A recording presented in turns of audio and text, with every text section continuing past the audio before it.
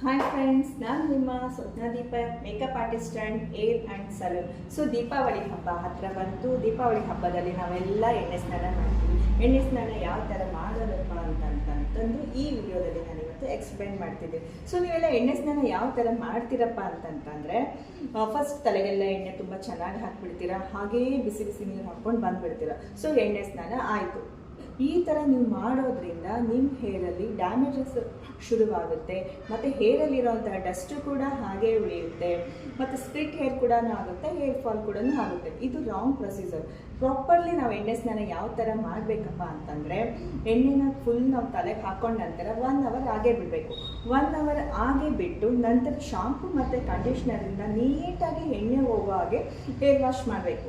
ಮಾಡಿದ ನಂತರ 1 ಮಗ್ಗಲ್ಲಿ ನೀರು ತೊಗೊಂಡು ಅದಕ್ಕೆ ಒಂದು 5ರಿಂದ 6 ಡ್ರಾಪ್ ಕೊಕೊನಟ್ ಆಯಿಲ್ನ ಹಾಕ್ಬಿಟ್ಟು ತಿರ್ಗಾ ಮತ್ತೆ ನಾವು ತಲೆಗೆ ಹಾಕೋಬೇಕು. ಆ ನೀರನ್ನು ಹಾಕೊಂಡ ನಂತರ ಖಾಲಿ ನೀರಿಂದ ಒಂದು 5 ಮಗ್ ಹಾಗೆ ಹಾಕ್ಕೊಂಡಾಗ ನಮಗೆ ಎಣ್ಣೆ ಸ್ನಾನ ಆಗುತ್ತೆ. ಈ ಥರ ನೀವು ಎಣ್ಣೆ ಸ್ನಾನ ಮಾಡೋದ್ರಿಂದ ನಿಮ್ಮ ತಲೆ ಒಳಗಿಂತ ಡಸ್ಟ್ ಕೂಡ ಹೋಗುತ್ತೆ, ಮತ್ತು ಸ್ಪ್ಲಿಟ್ ಹೇರ್ ಕೂಡ ಹೋಗುತ್ತೆ, ಏರ್ ಯಾವುದೇ ಥರ ಡ್ಯಾಮೇಜ್ ಆಗಲ್ಲ, ಏರ್ ಫಾಲ್ ಕೂಡ ಕಡಿಮೆ ಆಗುತ್ತೆ.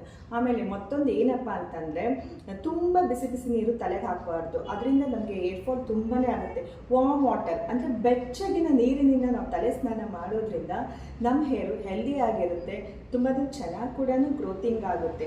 ಈ ವಿಡಿಯೋ ನಿಮಗೆ ಇಷ್ಟ ಆದರೆ ನನ್ನ ಚಾನಲ್ನ ಲೈಕ್ ಮಾಡಿ, ಸಬ್ಸ್ಕ್ರೈಬ್ ಮಾಡಿ, ನಿಮ್ಮ ಫ್ರೆಂಡಿಗೆ ಶೇರ್ ಮಾಡಿ, ಬೆಲ್ ಐಕಾನ್ನ ಕ್ಲಿಕ್ ಮಾಡೋದನ್ನ ಮರಿಬೇಡಿ.